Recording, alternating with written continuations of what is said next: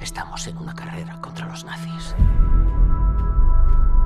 Y sé lo que significaría que los nazis tuvieran una bomba.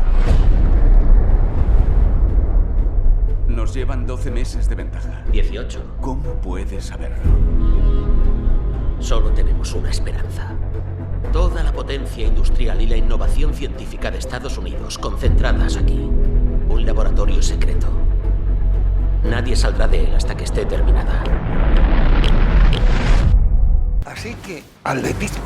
Ya me explicarás cómo lo has hecho. No se comprende un atleta que no sepa correr correctamente y pretenda obtener unos resultados óptimos. Hola, hola. Perdona que no me levante.